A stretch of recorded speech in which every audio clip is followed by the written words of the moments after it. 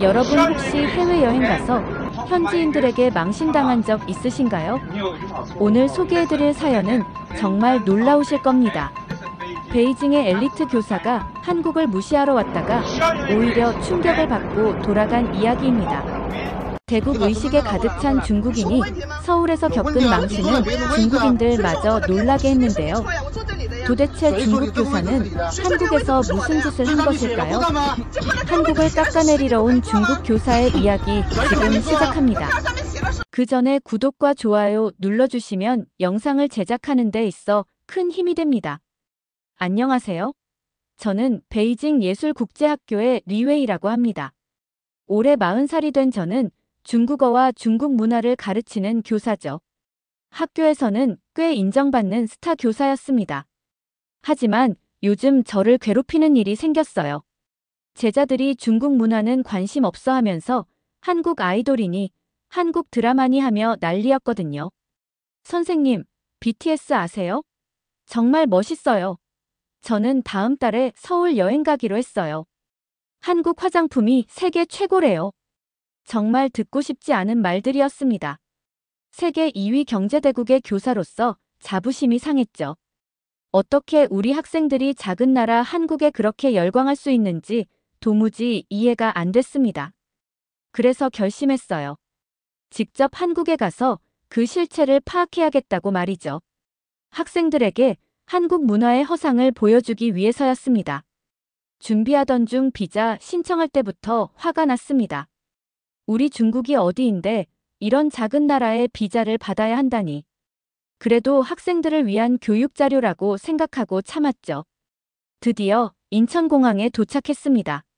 솔직히 말하면 최첨단 시설에 좀 놀랐어요.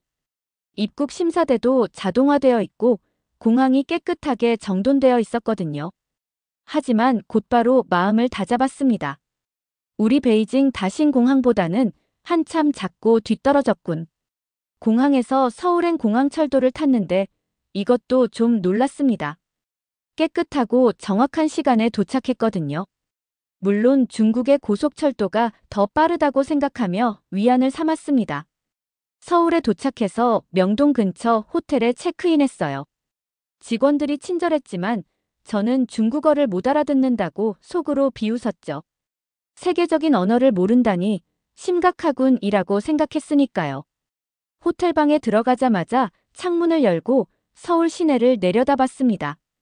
높은 빌딩들과 깔끔한 거리가 보였지만 저는 콧방귀를 뀌었어요.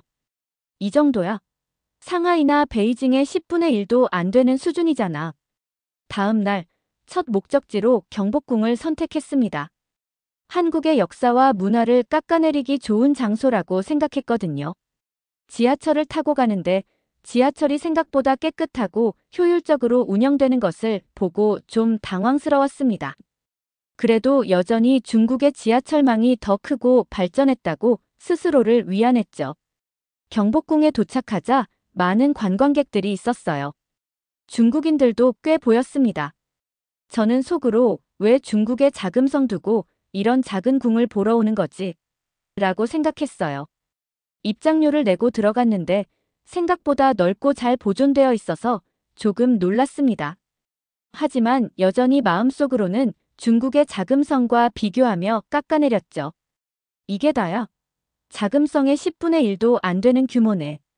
역시 종주국의 영향을 받은 변방 국가는 이 정도가 한계인가 보지. 제 목소리가 의도치 않게 커졌고 주변의 한국인 관광객들이 불편한 표정으로 쳐다봤습니다. 그래도 아랑곳하지 않고 계속 큰 소리로 중국과 비교하며 비웃었어요. 결국 한 문화의 설사가 다가왔습니다. 손님, 다른 관광객들도 있으니 목소리를 좀 낮춰주시겠어요? 저는 오히려 화를 냈습니다. 뭐가 문제죠? 사실을 말하는 게 왜 안 되나요? 중국이 조선의 종주국이었던 것은 역사적 사실이잖아요. 이 말에 주변 사람들의 시선이 더욱 차가워졌습니다. 심지어 어떤 외국인 관광객은 이 모습을 영상으로 찍고 있었어요. 그때는 몰랐지만 이 영상이 나중에 저에게 큰 문제가 될 줄은 상상도 못했습니다. 경복궁 관리인이 다가와 저에게 주의를 줬습니다. 다른 관광객들이 불편해한다는 이유였죠. 하지만 저는 굴복하지 않았어요. 역사적 사실을 말하는데 뭐가 문제인가요? 이런 작은 궁을 가지고 자랑스러워하다니. 결국 주변 관광객들이 모여들기 시작했고 저는 점점 더 고립됐습니다. 어떤 중국인 관광객은 오히려 저에게 다가와 조용히 말했어요. 우리나라 이미지를 손상시키지 마세요. 다른 나라의 문화를 존중해야죠. 그 말에 더욱 화가 났습니다. 같은 중국인이 나를 배신한다니. 결국 경복궁을 제대로 보지도 못하고 나오게 됐어요. 밖에 나오니 더위에 땀이 났습니다. 사실 궁궐 안은 생각보다 잘 꾸며져 있었고 건축미도 있었지만 제 자존심이 그걸 인정하지 못하게 했죠. 경복궁 근처 식당에서 점심을 먹기로 했습니다. 한국 음식을 깎아내릴 기회라고 생각했거든요.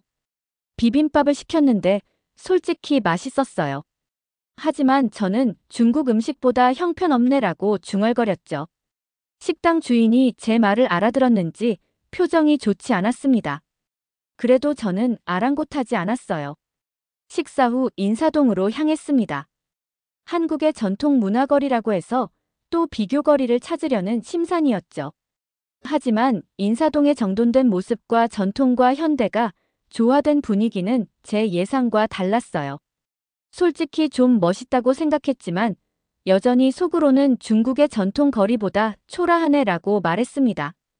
어느새 해가 지고 여의도 한강공원으로 향했습니다. 서울의 야경을 보고 싶었거든요. 역시 베이징과 비교해서 깎아내리려는 속셈이었죠. 한강공원에 도착하니 많은 사람들이 자전거를 타거나 산책을 즐기고 있었어요. 저는 생각 없이 자전거 전용 도로로 걸어갔습니다. 저기요. 그쪽은 자전거 도로입니다. 안전요원이 저에게 소리쳤어요. 저는 무시하고 계속 걸었습니다. 안전요원이 다가와 영어로 다시 설명했어요. 그제야 제가 잘못된 곳을 걷고 있다는 걸 알았지만 제 자존심이 인정할 수 없었습니다. 뭐라고요? 당신들 같은 소국 사람이 나한테 규칙을 가르친다고요? 제 목소리가 커졌고 주변 사람들이 쳐다봤습니다. 안전요원은 당황했지만 침착하게 대응했어요. 국적에 상관없이 모든 분들이 지켜야 하는 규칙입니다. 안전을 위한 것이니 이해해 주세요. 그 순간 자전거 한 대가 저를 피하려다 넘어질 뻔했습니다. 자전거를 탄 사람이 화를 냈지만 제가 외국인인 걸 보고 참는 모습이었어요. 그때 주변에서 누군가 이 상황을 휴대폰으로 찍고 있었습니다. 저는 그제야 좀 부끄러워졌지만 여전히 겉으로는 강한 척했죠. 결국 자전거 도로에서 나와 한강변으로 걸어갔습니다. 그곳에서는 버스킹 공연이 한창이었어요. 젊은 한국인들이 노래를 부르고 춤을 추고 있었죠. 여러 나라 노래를 불렀는데 중국 노래는 없었습니다. 이게 또 제 자존심을 건드렸어요. 왜 중국 노래는 안 부르는 거죠? 세계 2위 경제대국의 노래를 무시하다니. 제가 갑자기 소리치자 음악이 멈추고 모두가 저를 쳐다봤습니다. 공연자가 당황하며 말했어요. 죄송합니다만 저희가 아는 중국 노래가 없어서요. 그럼 내가 가르쳐 줄게요. 저는 무대로 올라가려 했고 공연자들이 저지했습니다. 주변에서는 사람들이 휴대폰을 꺼내 이 상황을 찍기 시작했어요. 결국 경비원이 와서 저를 말렸고 저는 화가 나서 그곳을 떠났습니다. 돌아보니 많은 사람들이 저를 이상한 눈으로 쳐다보고 있었어요. 호텔로 돌아오는 길, 지하철에서 사람들이 저를 힐끔힐끔 쳐다보는 것 같았습니다. 설마 내 영상이 퍼진 건가? 하는 불안감이 들었지만 여전히 작은 나라 사람들이 뭘 알겠어라는 오만한 생각으로 무시했죠. 다음 날 아침 호텔 조식을 먹는데 직원들의 태도가 어제와 다른 것 같았습니다. 뭔가 불편한 기색이 역력했죠. 핸드폰을 열어보니 중국 SNS에 무례한 중국인 관광객 영상이 올라와 있었어요. 바로 제 모습이었습니다. 경복궁에서 큰 소리로 한국을 비하하던 장면, 한강공원에서 자전거 도로 규칙을 무시하고 안전요원에게 소리치던 장면, 그리고 버스킹 공연을 방해하던 장면까지. 심장이 쿵쾅거렸습니다. 댓글들은 대부분 저를 비난하는 내용이었어요. 심지어 중국인들조차 이런 사람 때문에 중국인 이미지가 나빠진다고 했습니다. 더 충격적인 건 한국 SNS에도 이 영상이 번역되어 퍼지고 있다는 사실이었죠. 갑자기 두려워졌습니다. 제가 베이징 국제학교 교사라는 사실이 알려지면 어떻게 될까요? 학교에서는 분명 큰 문제가 될 테고 어쩌면 직업을 잃을 수도 있었습니다. 호텔 밖으로 나갈 용기가 나지 않았어요. 결국 방에만 있다가 늦은 오후 배가 고파서 근처 카페로 나갔습니다. 모자와 마스크로 얼굴을 가렸죠. 카페에서 조용히 커피를 마시고 있는데 옆 테이블에서 중국어가 들렸어요. 중국인 유학생으로 보이는 젊은이들이었습니다. 저 영상 봤어? 경복궁에서 소리 지르던 중국인 말이야. 응, 정말 창피하더라. 우리나라 이미지 깎아내리는 행동을 하고 있더라고. 저는 고개를 더 숙였습니다. 그런데 갑자기 한 유학생이 저를 쳐다보더니 눈을 크게 떴어요. 저기 혹시 그 영상 속 사람 아니세요? 순간 카페가 조용해졌습니다. 모두가 저를 쳐다보는 것 같았어요. 저는 도망치듯 카페를 나왔습니다. 거리에서도 사람들이 저를 알아보는 것 같아 계속 불안했죠. 결국 남은 일정을 취소하고 호텔에서만 지내기로 했어요. 하지만 그것도 여의치 않았습니다. 호텔 직원들도 이미 영상을 본 것 같았거든요. 하루 종일 방에 틀어박혀 있었습니다. 창밖으로 서울의 야경이 펼쳐졌지만 그것을 즐길 마음이 없었어요. 오히려 빨리 중국으로 돌아가고 싶다는 생각뿐이었죠. 하지만 비행기는 3일 후였습니다. 그동안 어떻게 지내야 할지 막막했어요. 다음 날 용기를 내서 호텔 근처 공원으로 나갔습니다. 여전히 마스크와 모자로 얼굴을 가렸죠. 벤치에 앉아 한숨을 쉬고 있는데 누군가 다가왔어요. 실례합니다. 혹시 도움이 필요하신가요? 한국어였지만 제가 알아들을 수 있는 간단한 문장이었습니다. 고개를 들어보니 젊은 한국인 남성이 서 있었어요. 저는 경계하며 대답했습니다. 아니요, 괜찮아요. 그런데 그 사람이 갑자기 중국어로 말했습니다. 제가 중국어를 조금 할 수 있어요. 혹시 길을 잃으셨나요? 도움이 필요하시면 말씀해 주세요. 놀라웠습니다. 한국인이 중국어를 이렇게 잘한다니. 게다가 친절하기까지 하네요. 하지만 여전히 경계심이 남아 있었죠. 고맙지만 괜찮아요. 그냥 혼자 있고 싶어요. 그런데 그 사람의 다음 말에 정말 놀랐습니다. 혹시 그 영상 속 분이시죠? 경복궁과 한강공원에서 있었던 일이요. 순간 얼어붙었습니다.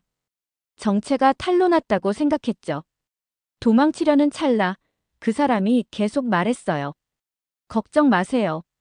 비난하려는 게 아닙니다. 제 이름은 지민이에요.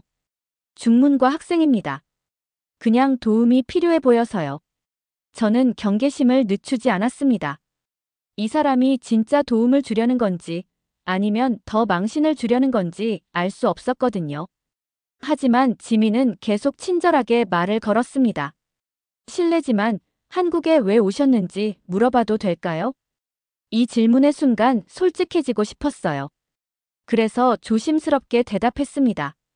사실 한국 문화가 어떻길래 우리 학생들이 그렇게 열광하는지 알아보러 왔어요. 저는 베이징에서 교사로 일하고 있거든요. 지민의 눈이 반짝였습니다. 아, 선생님이셨군요. 어떤 과목을 가르치세요? 중국어와 중국 문화를 가르쳐요. 대화가 이어지면서 조금씩 경계심이 풀렸습니다. 지민은 정말 중국 문화에 관심이 많았어요. 중국 고전부터 현대 문화까지 심지어 제가 모르는 작가에 대해서도 알고 있었죠. 처음으로 한국인에 대한 제 선입견이 흔들렸습니다. 선생님, 혹시 괜찮으시다면 제가 서울을 제대로 안내해 드릴게요. 지금까지 본 것만으로는 한국을 판단하기 어려우실 테니까요. 순간 거절하려 했지만 다시 생각해보니 이것이 기회일 수도 있었습니다. 학생들에게 보여줄 한국의 실체를 제대로 볼 수 있는 기회 말이죠. 그래서 조심스럽게 수락했어요. 그럼 괜찮겠네요. 고마워요. 지민은 웃으며 내일 만나자고 약속했습니다. 호텔로 돌아오는 길, 왠지 모르게 기분이 나아졌어요. 하지만 여전히 SNS에 올라온 영상 때문에 불안했습니다. 과연 내 정체가 학교에 알려질까? 그렇게 된다면 어떤 결과가 기다리고 있을까? 다음 날 아침, 약속 장소에서 지민을 만났습니다. 그는 첫 번째 목적지로 북촌 한옥마을을 제안했어요. 한국의 전통 건축을 보여드리고 싶어요. 중국과 다른 점도 있고 비슷한 점도 있거든요. 북촌에 도착하자 아름다운 한옥들이 줄지어 서 있었습니다. 처음에는 여전히 중국 전통 가옥보다 작고 초라하다고 생각했지만 지민의 설명을 들으면서 생각이 조금씩 바뀌었어요. 한옥은 자연과의 조화를 중시해요. 추운 겨울과 더운 여름을 견디기 위한 온돌과 마루의 조합, 그리고 이런 곡선의 아름다움은 한국 건축만의 특징이에요. 지민은 전문가처럼 한국 건축의 역사와 철학을 설명했습니다. 더 놀라운 건 중국 건축과의 유사점과 차이점을 정확히 알고 있다는 점이었어요. 당나라 시대의 영향도 있지만 한국만의 방식으로 발전시켰어요. 중국 건축이 위엄과 규모를 강조한다면 한국은 자연과의 조화를 더 중시했죠. 그의 설명을 들으며 처음으로 생각했습니다. 이 사람은 중국 문화를 정말 존중하는구나. 그러면서도 자기 나라의 독자성을 자랑스러워하고, 이전에는 한국이 그저 중국 문화를 베낀 나라라고만 생각했는데 지민의 설명을 들으니 다른 시각이 생겼어요. 북촌에서 나와 점심을 먹으러 갔습니다. 지민이 추천한 한식당이었는데 이번에는 마음을 열고 음식을 맛봤어요. 솔직히 정말 맛있었습니다. 특히 된장찌개의 깊은 맛이 인상적이었죠. 한국 음식은 발효식품이 특징이에요. 장류 문화가 발달했죠. 중국의 장과는 또 다른 매력이 있어요. 지민은 음식에 대해서도 박식했습니다. 중국 음식과 한국 음식의 차이를 전문가처럼 설명했어요. 처음으로 한국 음식에 대한 편견 없이 맛을 즐겼습니다. 식사 후 지민이 인사동의 전통차 카페로 안내했어요. 그곳에서 전통차를 마시며 이야기를 나눴습니다. 지민은 중국 차 문화에 대해서도 잘 알고 있었어요. 중국 차와 한국 차는 같은 뿌리에서 시작했지만 각각 독특한 방향으로 발전했죠. 선생님께서는 어떤 차를 즐겨 마시나요? 이런 대화를 나누면서 점점 마음이 편안해졌습니다. 지민은 결코 중국을 깎아내리지 않았어요. 오히려 중국 문화의 위대함을 인정하면서도 한국 문화의 독특한 점을 설명했죠. 이것이 저에게는 신선한 충격이었습니다. 문득 궁금해졌어요. 지민 씨, 왜 나한테 이렇게 친절한 거예요? 그 영상을 봤다면 내가 한국을 무시했다는 걸 알 텐데. 지민은 잠시 생각하더니 대답했습니다. 모든 사람에게는 편견이 있어요. 저도 중국에 대한 편견이 있었고 그걸 깨는데 시간이 걸렸죠. 선생님께도 그런 기회가 필요하다고 생각했어요. 게다가 선생님은 교육자잖아요. 학생들에게 올바른 시각을 전달하는 것이 중요하지 않을까요? 그 말이 가슴에 와닿았습니다. 저는 정말 학생들에게 올바른 시각을 전달하고 있었을까요? 지민과 함께한 시간이 지날수록 서울에 대한 제 시각도 변해갔습니다. 광화문 광장을 걸으며 서울의 역사와 현대가 공존하는 모습, 청계천의 복원 과정, 디지털 기술과 전통이 융합된 모습을 보며 점점 감탄하기 시작했어요. 물론 아직도 표면적으로는 베이징이 더 좋아라고 말했지만 속으로는 서울의 매력을 인정하고 있었죠. 특히 인상적이었던 건 시민들의 질서의식이었습니다. 쓰레기를 함부로 버리지 않고 공공장소에서 조용히 예의를 지키는 모습이요. 중국에서는 보기 힘든 광경이었죠. 지하철에서는 노약자에게 자리를 양보하는 모습도 자연스러웠고요. 지민은 이런 모습을 자랑스러워하면서도 과하게 뽐내지 않았어요. 우리도 완벽하진 않아요. 아직 개선할 점이 많죠. 하지만 시민들이 함께 노력하고 있어요. 이런 겸손한 태도가 저를 더욱 감동시켰습니다.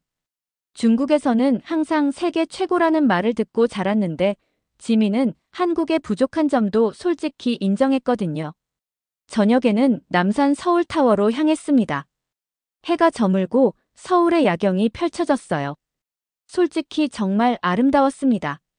수많은 빌딩들의 불빛이 마치 별처럼 빛나는 모습이 인상적이었죠. 베이징의 야경도 멋지지만 서울만의 독특한 매력이 있었어요. 이 정도면 꽤 괜찮네요. 제가 처음으로 한국에 대해 긍정적인 평가를 했습니다. 지민은 웃기만 했어요. 그는 제 마음의 변화를 알아차린 것 같았습니다. 서울타워 전망대에서 내려와 근처 식당에서 저녁을 먹었습니다. 소주와 함께하는 한국식 바비큐였어요. 분위기가 좋아지자 지민에게 물었습니다. 정말 궁금한데 왜 중국어를 배우기로 했어요? 지민은 잠시 생각하더니 대답했어요. 중학교 때 중국 역사 다큐멘터리를 봤어요.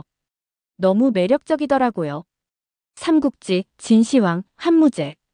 그 거대한 역사의 흐름에 빠져들었죠. 그래서 중국어를 배우기 시작했어요.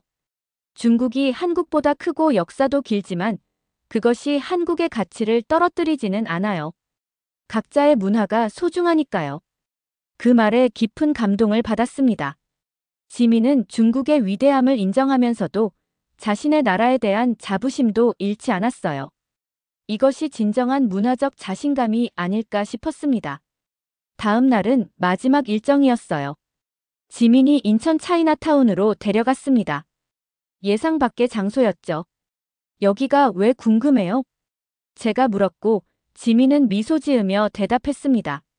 한국에서 중국 문화가 어떻게 존중받고 있는지 보여드리고 싶었어요. 차이나타운을 걸으며 화교들의 역사와 한국 사회에서의 위치에 대한 이야기를 들었습니다. 놀랍게도 지민은 이곳의 역사를 상세히 알고 있었어요. 중국인의 시각에서도 공감할 수 있는 설명이었죠. 특히 인상적이었던 건 한국 내 중국 문화연구센터였습니다. 이곳에서는 중국 역사와 문화를 연구하고 있어요. 많은 한국 학생들이 중국을 공부하고 있죠. 센터 안에 들어가 보니 중국 고전부터 현대 문화까지 다양한 자료들이 있었습니다. 심지어 제가 모르는 희귀본도 있었어요. 한국인 연구자들이 중국 문화를 진지하게 연구하고 있다는 사실이 새로운 충격이었습니다. 정말 놀랍네요. 이렇게 깊이 중국 문화를 연구하고 있을 줄은 몰랐어요. 지민은 자랑스럽게 말했습니다. 우리는 중국 문화의 가치를 알고 있어요. 영향을 받았지만 그것을 우리 방식으로 발전시켰죠. 서로 배우고 존중하는 게 중요하다고 생각해요. 그날 저녁 호텔로 돌아오는 길에 생각이 많았습니다. 3일 전만 해도 한국을 무시하고 깎아내리기 위해 왔는데 이제는 오히려 존중하는 마음이 생겼어요. 지민 같은 사람이 있다는 것도 새로운 발견이었고요. 호텔에 도착해서 SNS를 확인했더니 충격적인 소식이 있었습니다. 누군가 베이징에서 제가 학생들에게 한국 문화는 표절과 미디어 조작의 결과라고 가르치는 영상을 유출했어요. 그것도 제가 서울에서 망신당하는 영상과 함께요. 심장이 쿵쾅거렸습니다. 이제 모든 것이 끝났다고 생각했죠. 다음 날 아침, 지민에게서 메시지가 왔습니다. 선생님, 영상 봤습니다. 만나서 이야기 나눌 수 있을까요? 가슴이 내려앉았습니다. 지민마저 이제 저를 비난할 거라고 생각했죠. 하지만 만남을 거절할 용기가 없었습니다. 호텔 로비에서 지민을 만났어요. 예상과 달리 그의 표정은 화가 나 있지 않았습니다. 다만 조금 실망한 듯 했어요.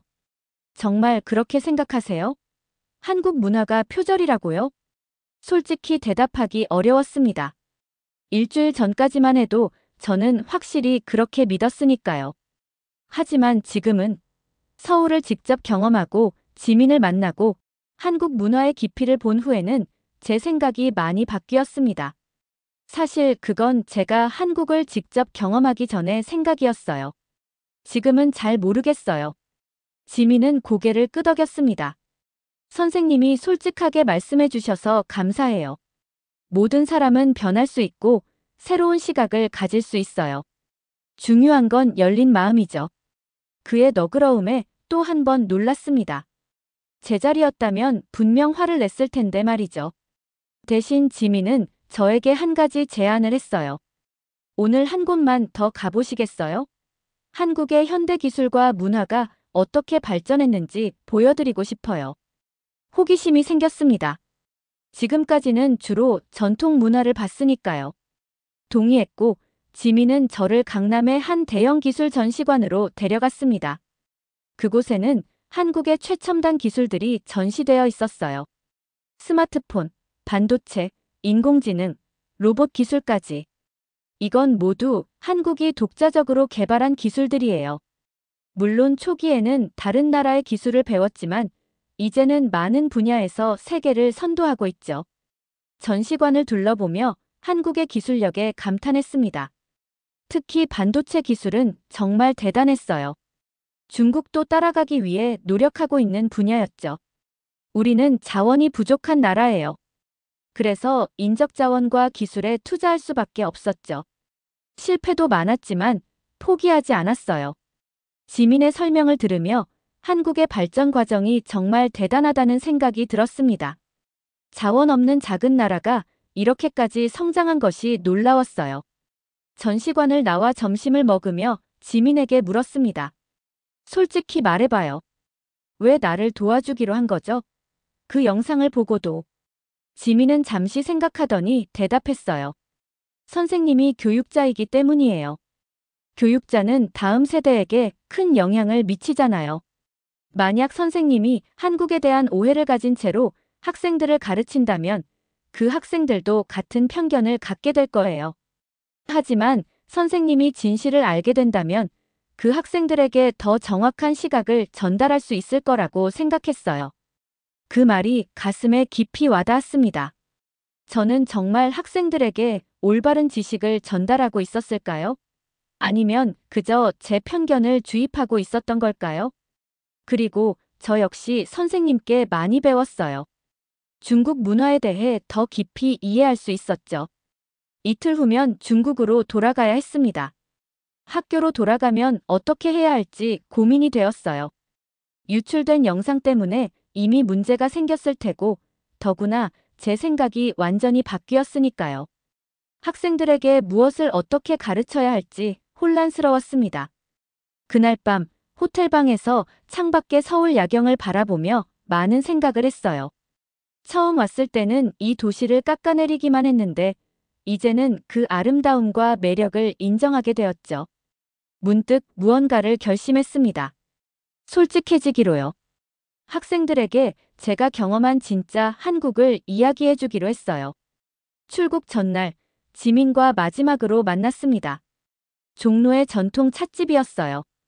지민에게 제 결심을 이야기했습니다. 베이징으로 돌아가면 학생들에게 솔직하게 말할 거예요.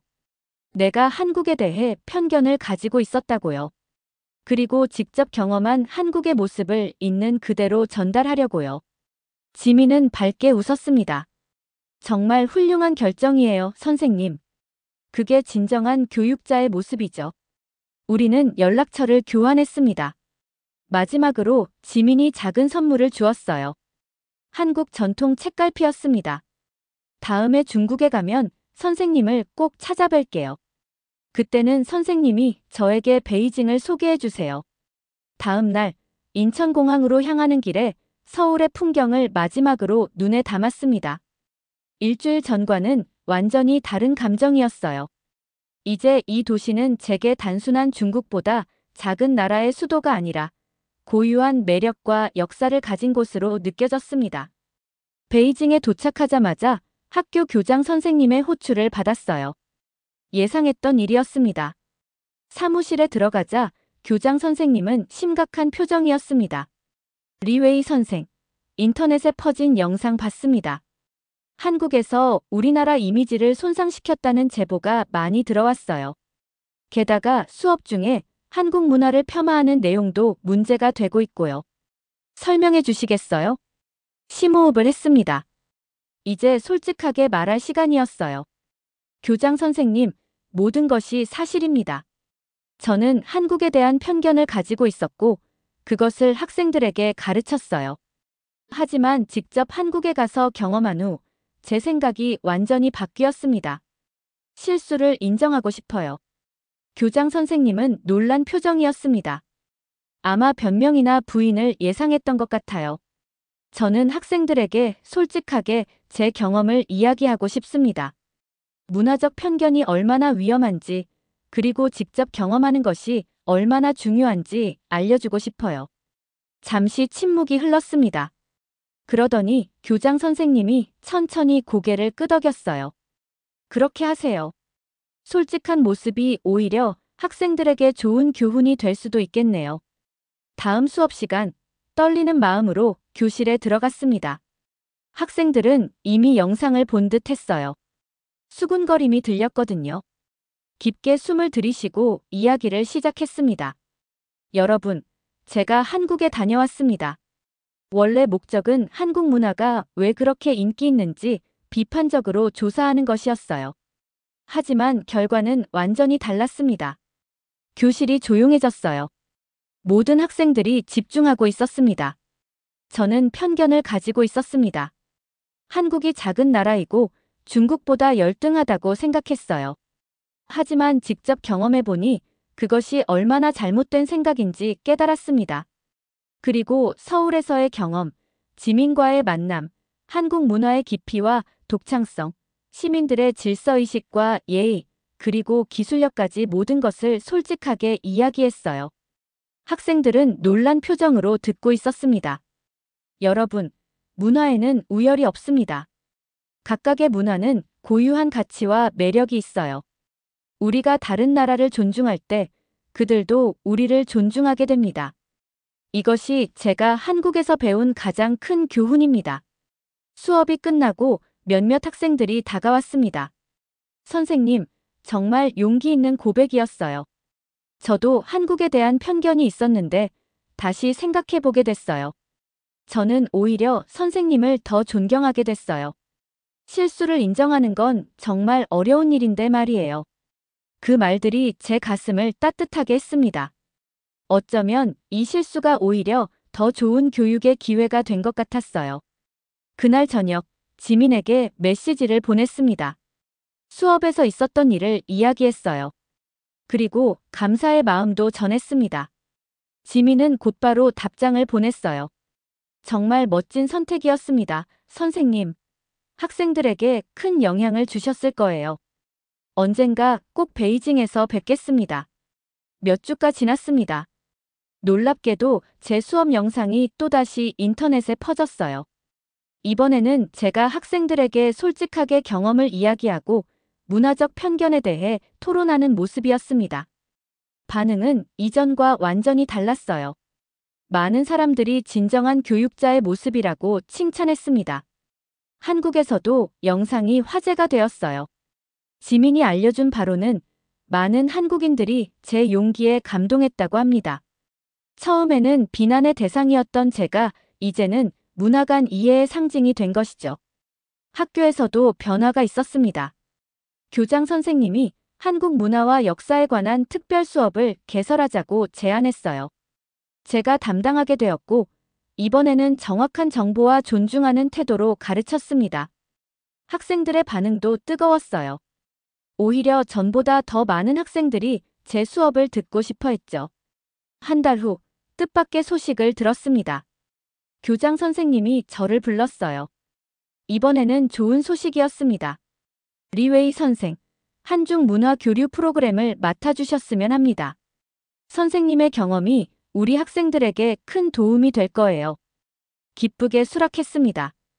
이제 제 목표는 학생들에게 열린 시각을 가르치는 것이었으니까요. 세계는 넓고 배울 것은 많다는 사실을. 지민과는 계속 연락을 주고받았습니다. 그는 이제 제 영원한 친구가 되었어요. 서로의 나라를 방문하며 문화 교류의 다리 역할을 하고 있죠. 때로는 제자들을 데리고 서울을 방문하기도 하고 지민은 한국 학생들을 데리고 베이징을 방문하기도 합니다. 처음 한국을 방문했을 때의 오만한 모습을 생각하면 부끄럽지만 그 경험이 없었다면 지금의 변화도 없었을 거예요. 인생은 때때로 우리가 가장 예상치 못한 방식으로 교훈을 줍니다. 그리고 그 교훈을 받아들일 용기가 있다면 우리는 더 나은 사람으로 성장할 수 있다고 믿습니다. 이제 저는 자신 있게 말할 수 있어요. 저는 한국을 존중합니다. 그리고 그렇게 말할 때 제 마음은 이전보다 훨씬 더 자유롭고 평화롭습니다. 진정한 강함은 다른 이를 깎아내리는 것이 아니라 서로의 가치를 인정하고 존중하는 데서 온다는 것을 배웠으니까요. 여러분도 혹시 다른 나라나 문화에 대한 편견이 있다면 직접 경험해 보세요. 그리고 열린 마음으로 바라보세요. 놀라운 발견이 기다리고 있을 테니까요. 제가 그랬던 것처럼 말이죠. 오늘의 이야기 어떠셨나요? 여러분의 생각이나 경험을 댓글에 남겨주세요. 이 영상이 마음에 드셨다면 구독과 좋아요 부탁드릴게요. 다음 영상에서 만나요. 감사합니다.